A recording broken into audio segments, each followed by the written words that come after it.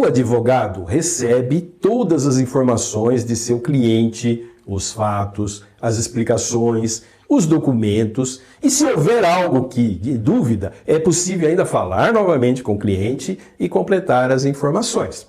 Por outro lado, o juiz que vai decidir a questão recebe todas as informações por escrito. Só em casos específicos as informações chegam a ele por via oral. E é na peça vestibular ou a petição inicial que tudo lhe é relatado.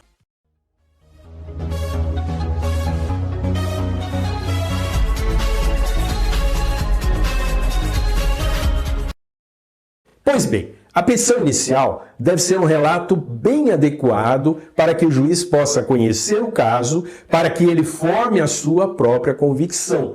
Por isso é que eu insisto em dizer que, por ser um documento de tamanha importância, a petição inicial deve ser elaborada com muito cuidado. E depois de redigida, deve ser lida e relida. A primeira questão que devemos pontuar é a respeito do destinatário da petição.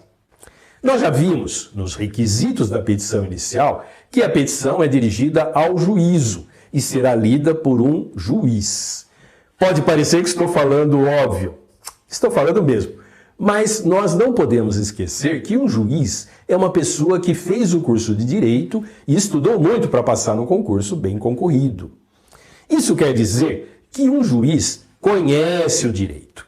Ele só não conhece o fato que você pretende narrar. Por isso, é importante que você dedique mais a esclarecer o fato e os fundamentos do que o direito. Deixe para o juiz a tarefa de dar o direito. E para isso, você deve se atentar para uma segunda questão de suma importância: a verdade. Quem escreve deve ater-se a fatos.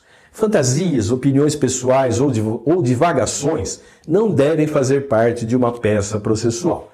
É claro que eu não estou falando em alterar a verdade. Se ocorreu um fato, ele deve ser descrito conforme aconteceu.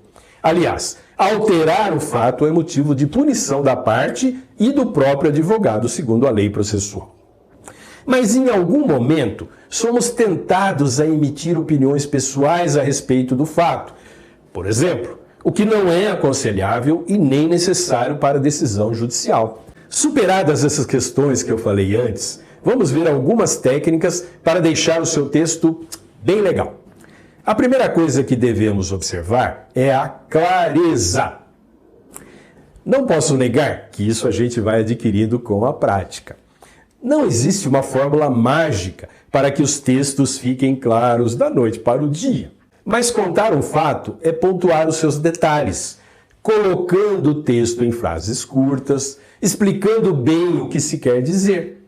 Uma descrição dos fatos com os detalhes separados em parágrafos específicos auxilia a compreensão do leitor e facilita a decisão judicial. Outro ponto que devemos também observar é a coerência. Por coerência, podemos entender que as ideias colocadas no texto possuem uma conexão, uma lógica. O próprio Código de Processo Civil define que, se não houver lógica entre os fundamentos e o pedido, a petição será inepta, ou seja, não cumprirá a sua função. Um texto coerente é aquele que segue uma mesma linha de raciocínio todo o tempo. Não se deve haver contradição. Do que, se afirmarmos algo no início, não podemos afirmar o contrário ao longo do texto.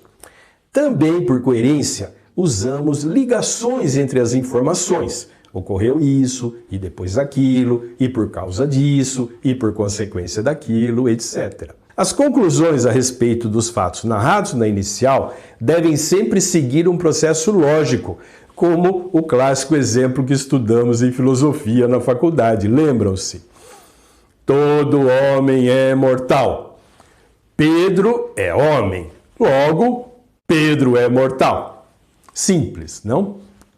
E terceiro item importante na redação forense é a concisão.